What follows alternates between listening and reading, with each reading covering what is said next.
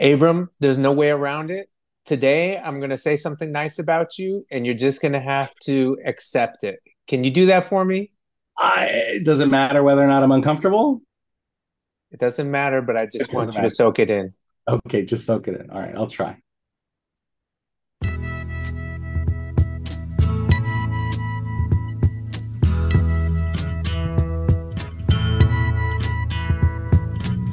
There's something happening here. What it is ain't exactly. Well, welcome to the Radical Bureaucrat, Season 3, Episode 3. We are talking about Palestine, and this week is going to be a little bit different for some reasons that Sam is going to explain.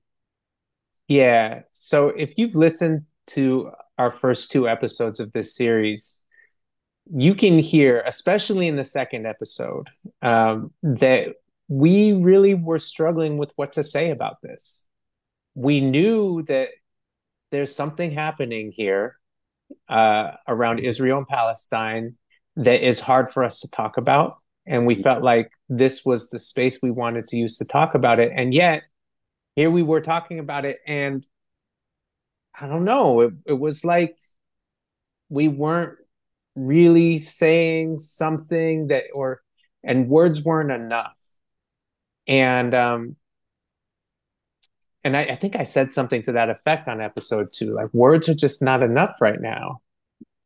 And without me knowing it, Abram took that idea and just ran with it. And he created something really, really special and really, really beautiful.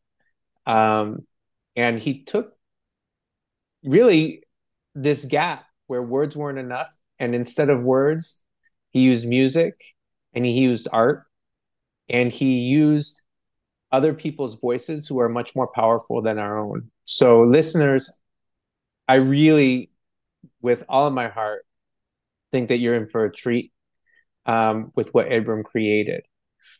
And so, Abram, you really outdid yourself, man. Well, thanks, Sam. I'm really glad that it meant something in that way, and I think it's important uh, when we feel shut down, like we don't know what to say, we don't know what to do. I think making something is one of the most important next steps we can take. Dr. King talks about this. He talks about channeling righteous anger into creative organizing. Toni Morrison talks about how artists are made for times such as these when silence, is there's no room for silence. Something needs to be said, but we don't know what to say. That's what art is for. And so hopefully you guys feel about it the way Sam did when he heard it for the first time. And hopefully you think about, what can I make? What can I make in this moment that will help me to express what is going on? Yeah. And I agree. Um, I wish I could make what Abram made, but here's a teaser. I can't sing like him. Abram, you got a beautiful voice, and you all are going to hear it. And I will say this: we don't want to talk a lot. I don't want to talk a lot because I really want the piece to stand alone. But we considered in this piece debriefing afterwards in this episode, and talking about some of what we heard and some of the clips that Abram chose for it. Um, and then I suggested let's let it stand alone, right? We don't need to say anything else. So I think without further ado, we're just going to go right in. And as always, we would love to hear your feedback. We would love to Yes. hear your thoughts. Please do tell us what you think. Email us at info@radicalbureaucrat.com. We look forward to hearing from you. Absolutely. We are listening. Actually, some of the feedback we got over the last few weeks was sort of why we did it this way this week. But without further ado, here it is.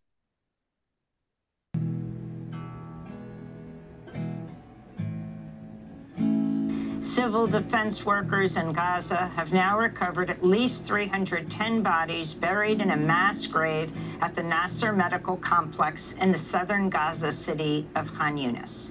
Earlier today, UN Human Rights Chief Volker Turk said he was horrified by the mass grave, which was found 2 weeks after Israeli forces ended their siege on the hospital. Some of the bodies found had their hands tied behind their backs.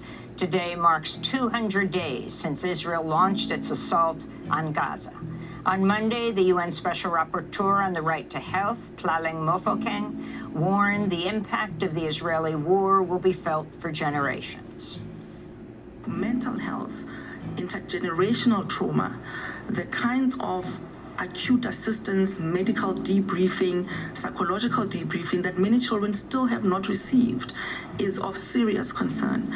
And often, of course, we see the physical injury, and because it's physical, one can appreciate the severity of it. But the acute mental distress that will then turn into anxiety and other kinds of mental illnesses later on in life is really, really important to start thinking intentionally about. An independent UN commission says Israel's offered no evidence to back up its allegations that employees of the UN aid agency UNRWA participated in the October 7th attacks by Hamas. Allegations by Israel led many countries to temporarily cut off funding just as the humanitarian crisis was intensifying in Gaza. U.S. lawmakers have banned UNRWA funding for the next year.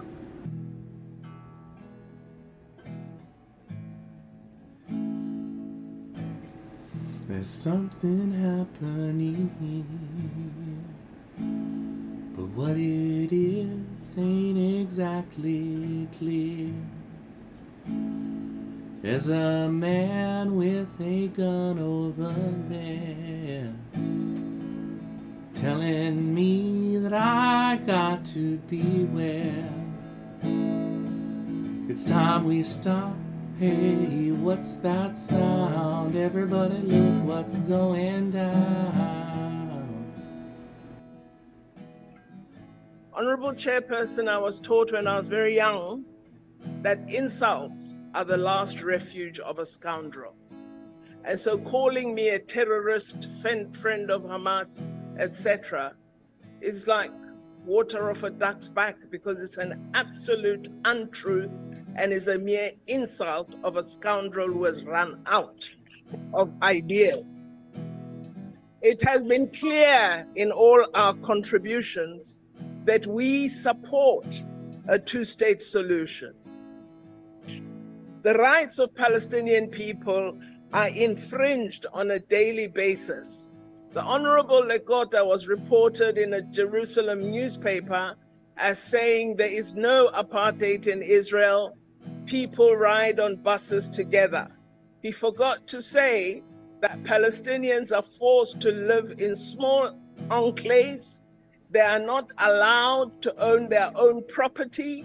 Their land can be seized without any compensation, and they have to carry identity documents, go through a range of points where their identity is constantly checked. In sum, they exist in an apartheid state. So, Chairperson, attempts to cast aspersions will not cause us to fail to speak for the oppressed, wherever they may be. The atrocities we've reported upon in this debate are real, and they're acknowledged by millions. The fake news of baby beheadings have been tried by the greatest in world power and have been proven to be false social media reports. And for such to be reported in this House as though it is factual is absolutely disgusting lies. The bombing of hospitals, which was denied, has been proven to be real. Minister, thank you. please take your seat. There's a point of order requested. Thank you, Honourable Chairperson. Is the Honourable Minister prepared to take a question? You can take your seat, Honourable Minister. Honourable Dr. Mulder. I've asked, is the Honourable Minister prepared to take a question? Honourable Minister, are you prepared to take a question from the Honourable Mulder? The Honourable Member can pose it. Allow. Did I hear you correctly, saying that the atrocities that we are speaking about, the beheading of children, that those are fake news, that it's not true? Is that the position of the South African government? I want to ask you now. Yeah. No, it is evidence that has been provided by a range of non-governmental organizations, both in Israel and Palestine, because we don't only speak to Palestinians, we speak to peace-loving Israelis as well. And we know that there's a lot of fake news that attempts to cast Palestinians in a bad light. And it has been admitted, even from the White House spokesperson, that that statement that was made at the highest level was actually proven not to be factual. So, Honorable Member, I've responded to your question. And it's important, as I said at the start of my contribution, that when we speak on these matters, let us speak being honest and factual. The facts are the people of Palestine are denied the right to exist as human beings. They're denied the right to enjoy the freedoms and the rights we so love as South Africans, the rights and freedoms we fought so hard for, the rights and freedoms we united on as a diverse South African people. Today, some of us in this house believe these rights belong to some and not to others. That is not the South African way. We believe all human beings enjoy the right to exist in freedom, enjoying justice and humanity. And that is the message that has to come out of this house. This house cannot stand up for abuse, cannot stand up for the infringement of other human beings, no matter who those human beings are. We've never sought retribution. I have the story of my grandfather died of a broken heart. He was a tailor, and he had worked very hard, his fingers down to the skin, to make enough money to buy a house in Durban. And they got that house, my grandfather and my grandmother.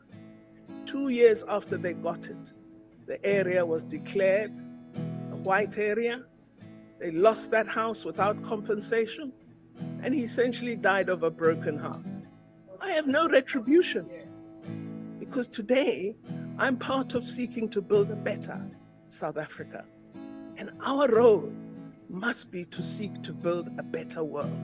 That benefit we enjoy of human rights, of a fantastic constitution, of having institutions that are democratic and work for all of us, that privilege is not just for us. It must be for everyone. And in any debate we have, if we are true to ourselves, if we are true to our history, if we are true to what we've achieved, we will stand up and say, what is being done to the people of Palestine is wrong, is intolerable, and we will not pretend to accept it. I thank you, Chairperson.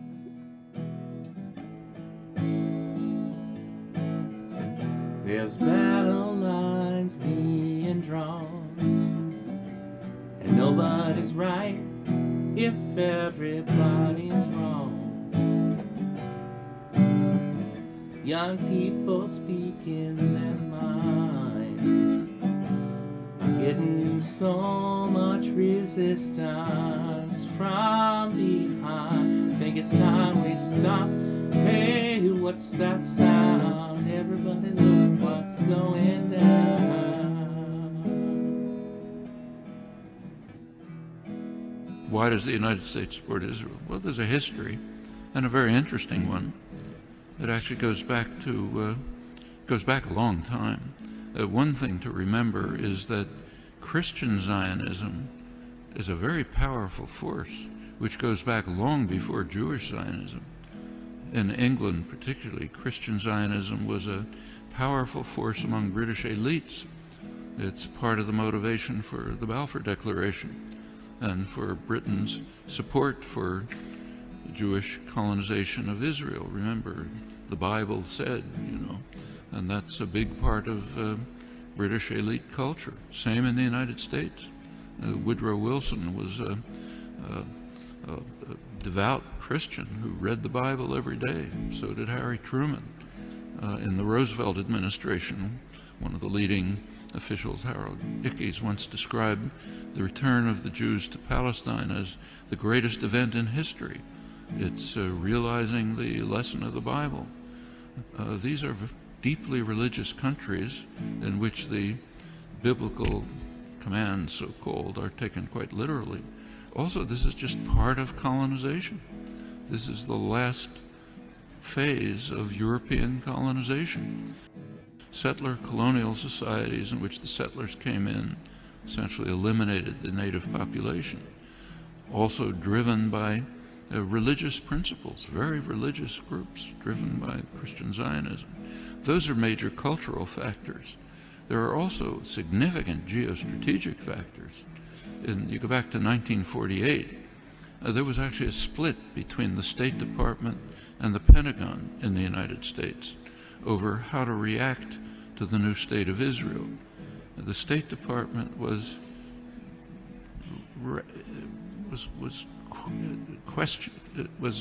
not committed strongly to Israeli conquests, the establishment of the state, and was concerned about the refugees. It wanted an implementation of the refugee problem. The Pentagon, on the other hand, was very impressed with Israel's military potential. Israel performed a major service to the United States by destroying a secular Arab nationalism, a major enemy of the United States, and supporting radical Islam, which the U.S. supported. And it continues right until the present. Right now, we saw an example of that. At one point, Israel began to run out of munitions during the assault, despite the fact that it's armed to the teeth. The United States provided Israel with additional munitions through the Pentagon. And notice where they were taken from. These were U.S. munitions pre-positioned in Israel for eventual use by U.S. forces. The tendency of the intellectual community to go along like a herd in support of state power, private power, is just overwhelming. Intellectuals like to think of themselves as dissident, critical, courageous, standing up against power. Absolutely untrue. You look at the historical record, that's a small fringe, and they're usually punished. The mainstream tends to be what was once called a herd of independent minds, marching in support of state power. Nothing new here. Unfortunate. You have to fight against it, not new.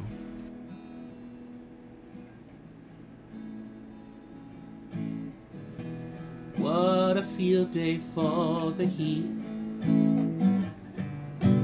1,000 people in that street, all singing songs and a carrying sign, mostly saying hooray for my side. I think it's time we stop, children. What's that sound? Everybody look what's going down.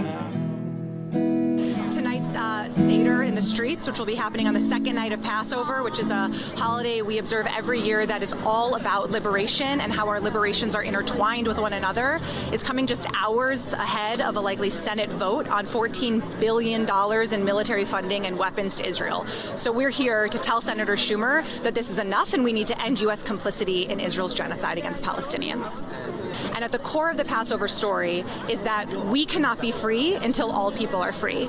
And right now, what we're seeing is that the Israeli government and the United States government are carrying out a genocide of Palestinians in Gaza, over 34,000 people killed in 6 months, in the name of Jewish safety, in the false name of Jewish freedom.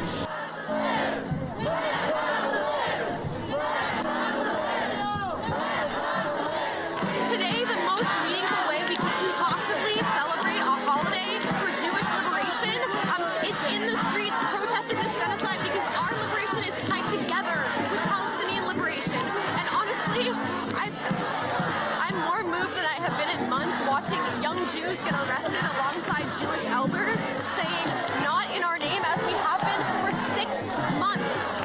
And the Senate is still about to pass this massive funding package. As award-winning author and activist Naomi Klein, this is some of what she had to say. My friends, I've been thinking about Moses and his rage when he came down from the mount to find the Israelites worshiping a golden calf.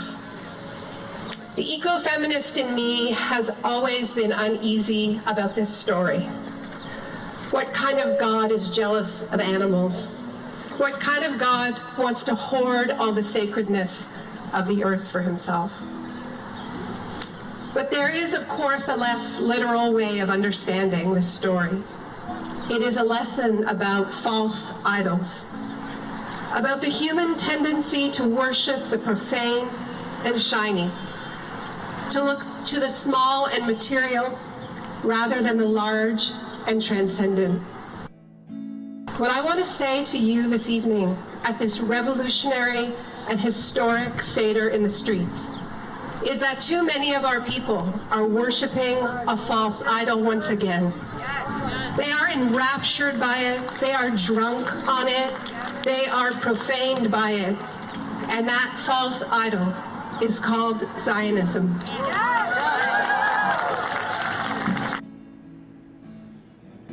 Paranoia strikes deep, and into your life it will creep. It starts when you're always afraid that if you step out of line, men gon' come and take you away. But we better stop. Hey, what's that sound? Everybody look what's going down. Stop. Hey, what's that sound? Stop. Hey, what's that sound? Everybody look what's going down.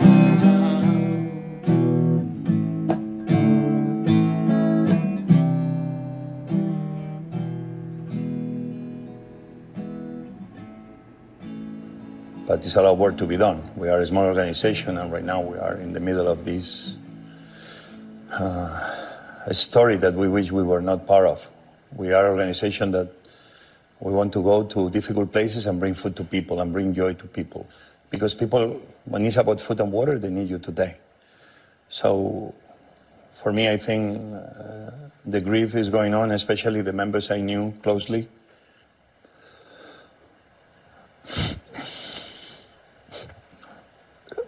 So I spent a lot of time with her in missions. She was always a joy and was a very beloved member of the community. She's like a sister. Damien, who was a newest member, and so this hits home because that's people I serve next to, and they're the example of who we are, and that they putting themselves in harm's way to try to bring hope and smiles to others. You wrote a very emotional tweet this week about Zomi, saying, "I wish I never founded your organization. You would be alive somewhere today, smiling and making somebody somewhere feel like they were the most beloved person in the world." You said you wish you'd never founded World Central Kitchen. You know, I will forever have to live with this, as well as the families and all the members of World Central Kitchen. I founded it with one very simple idea: can we provide food and water quicker than anybody else? Obviously, something like this makes you think. We did what we did because it's a lot of people that are always forgotten, people that are always voiceless. I know very often it's many people that joined the organization because they saw me doing the work before. And this began being an organization of one that became an organization of millions. And we try to minimize the risks. Who was going to tell me the day we were kind of celebrating that we had armored vehicles? Finally, armored vehicles that were very well marked, that we were doing the right protocols, that we were engaging with the IDF in the way we all should be doing. Like every minute, everybody knew where everybody was.